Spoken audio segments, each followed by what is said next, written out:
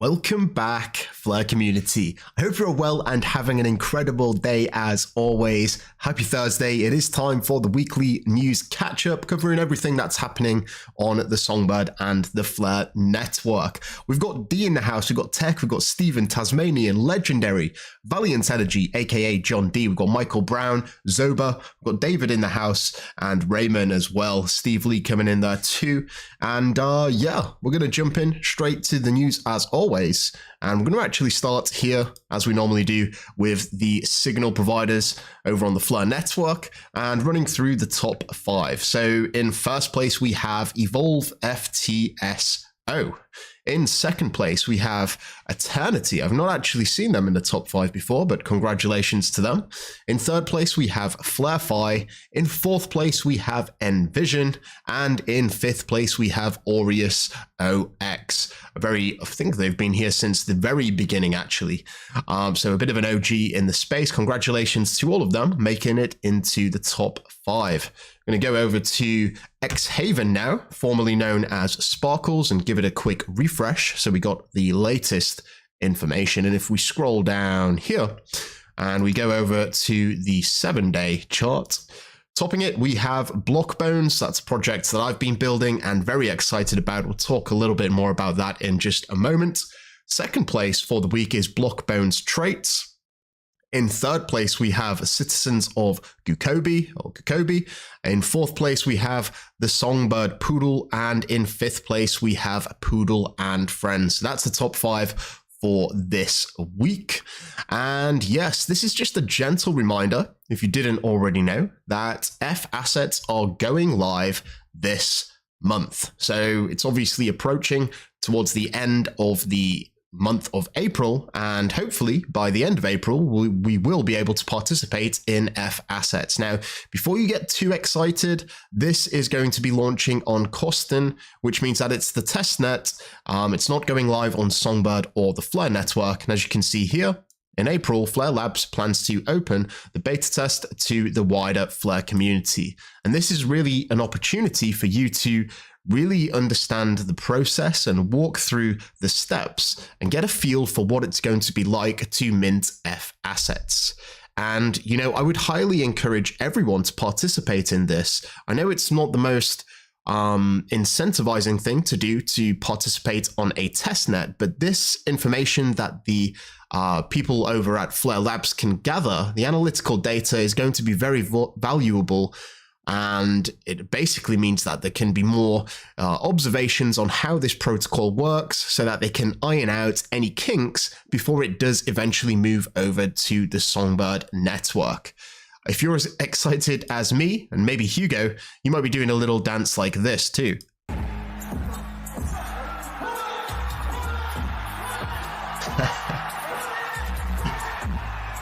Yeah, you can tell Hugo's excited.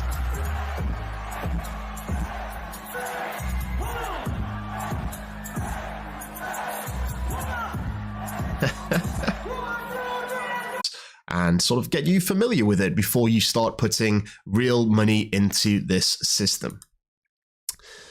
So a lot of people ask me, what are F assets on Songbird? Is it S assets? Well, F assets is the name of the bridging protocol. F assets are going to be deployed on Koinly, Songbird, Koinly 2, and then Flare in that order as well. Now, some people may say S assets as a way to differentiate between the F asset system on Songbird opposed to the Flare network, but they are very much the same thing. It's F assets on the Songbird network. There's not going to be any differentiation between the two protocols themselves. It's just F assets wherever they're deployed. So that's something important to note. And what makes them so special is that it's the very first bridging protocol that is and building apps that can service many different assets from a whole range of different networks. So exciting things to come. I'm sure you will agree. And we did actually have this very short clip from Hugo, which I do want to just share with you. This is Hugo talking about the FTSO versus legacy Oracle. So let's have a quick run through this and we'll continue in a moment. So traditionally, Oracles, basically, they're off-chain things. There are a bunch of nodes, and they're not doing anything on-chain until they publish the price, right? So they get price submissions off-chain, they aggregate them, they take a median, and then that median is published onto the chain. That obviously, if you had 1 million nodes, you still wouldn't know if those 1 million nodes were the same person. Or you basically have no protection against Sybil attacks, really.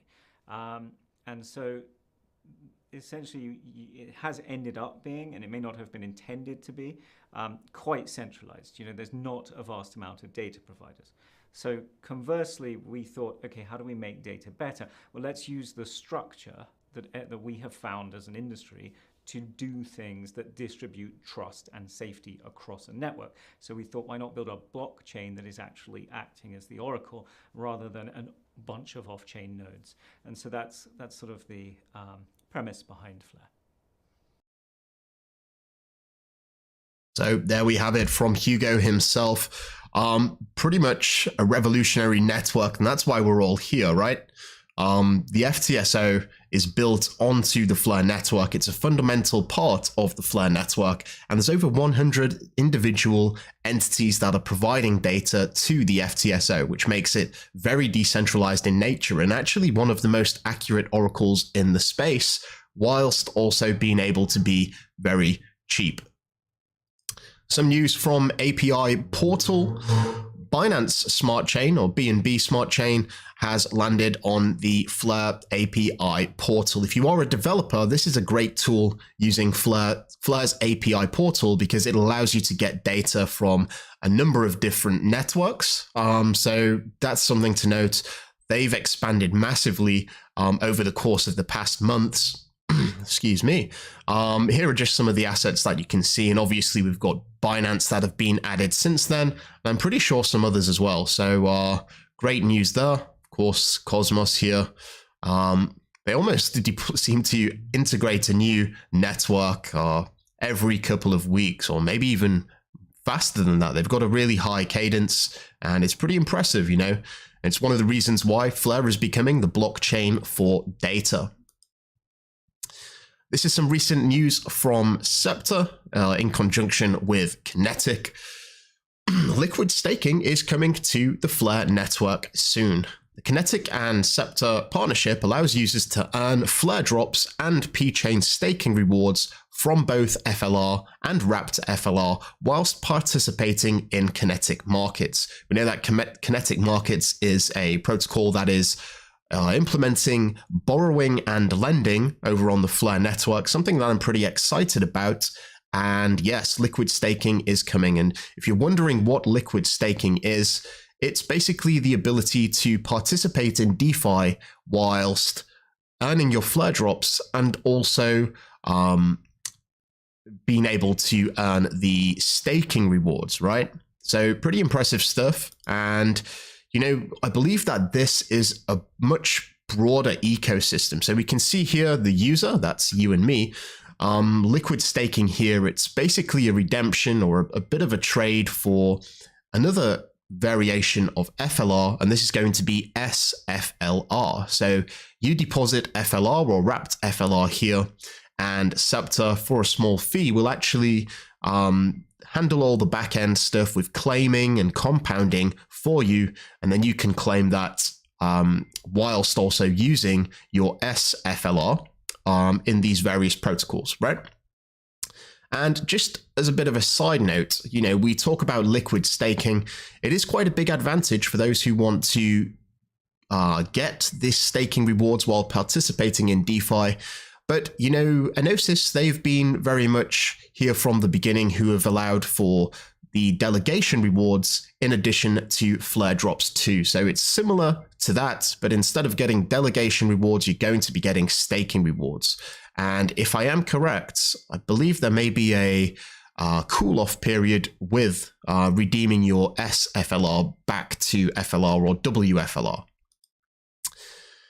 More on the news of Enosis. So if you are holding XFi or Helion, we did have a recent airdrop, and these are monthly. So if you are holding any of them assets, you can claim your Helion over on this website here, airdrop.enosis.global. And as you can see, there's only 4 remaining, and there has been quite a significant amount of Helion burnt.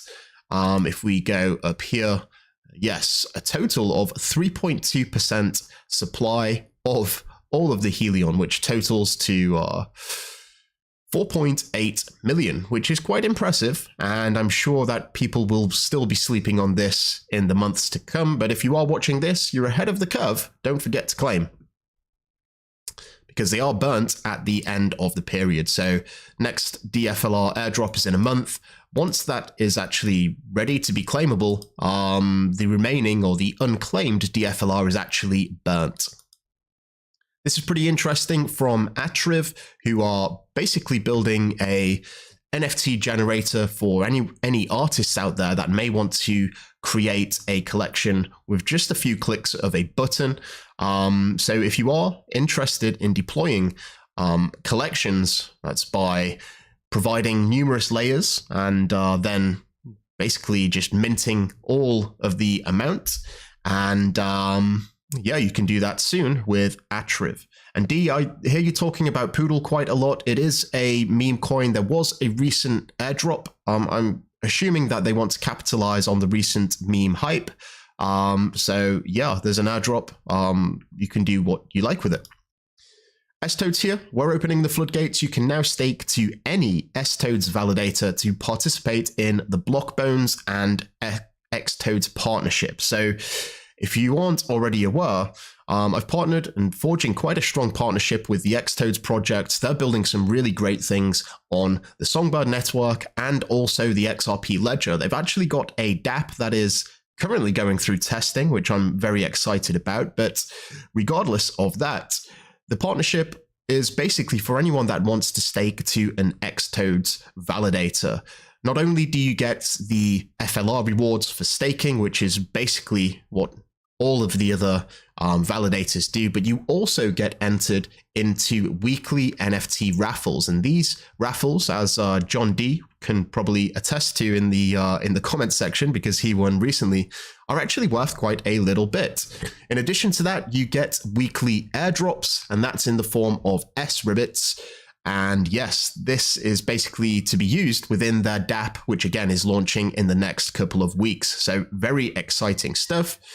If you are wondering how this actually benefits the X-Toads and Blockbones project, well, the funds that are raised with this actually are used to bolster the project's value. So I can speak on behalf of Blockbones, where the FLR is actually being sent to the Earn wallet, which is basically redeemable for anyone that holds the Bones token. Yes, there is quite a significant amount that have been revealed for the Blockbones collection. 8,400 out of a 10,000 collection, which means that there are only 1,600 or less than 1,600 to be revealed. And this may be a reason why we saw the unrevealed floor price for Blockbones really being bought up. Someone swept the floor recently, and the floor is now sitting at somewhere close to 9,500 FLR, which is pretty crazy, but you can still get some over on X-Haven for quite cheap. I think the floor price here is 900. These are all the revealed ones, of course, but if you do want one of the rarer base layers, your best bet is to probably get an unrevealed, because there are still some black and holographic ones out there which have the biggest multiplier. Yes, Fusion, this is something that I've been working on for the past probably 2 months, and this is the biggest part of the project. This is what allows you to fuse the traits with the base layer, and this is the whole concept behind the Blockbones project, putting the power back in putting the power of choice back into the hands of the people. You buy the traits that you want to fuse, and then you fuse them to your NFT. And this is something very novel. And the best part is that you will get, or will be able to claim, FLR based on the rarity of the NFT that you create. So this is something that you can expect by the end of the month. So just in a couple of weeks' time, less than a couple of weeks. So stay tuned for that. I'll definitely be mentioning it in the near future. Congratulations to Focus FTSO, who recently, today, sold out all of their NFT Focus passes pretty quick as well. They went through all 3 of their rounds and sold out 600 NFTs in a very short time. So congratulations to them. And yeah, this is a post from DeFi Divi talking about the SGB rich list. So if you are holding SGB, you can certainly look at these and sort of see where you rank. Of course, I wouldn't encourage anyone to divulge how much assets they hold, but this is just a great way to get an idea of how you line up against the other members of the community. Pretty interesting stuff, and I love watching these metrics from DeFi Divi. And if you do want to give him a follow, at DeFi DIVVY over on X. This is, we're going to wrap up here with just a warning. So I've mentioned this, read it twice and then read it again. And I think it's so important that I think I'm going to mention it here on the live stream. And this is from Thanasimos Darren, who's a member of the Enosis team. You will never, ever, ever, ever, ever, ever, ever need to put your seed phrase in anywhere to interact with a blockchain dApp, an airdrop, a claim, a stake, a pool, a swap, a bridge, a listing, a migration, a sync, points, verification, or transfer. Never, ever.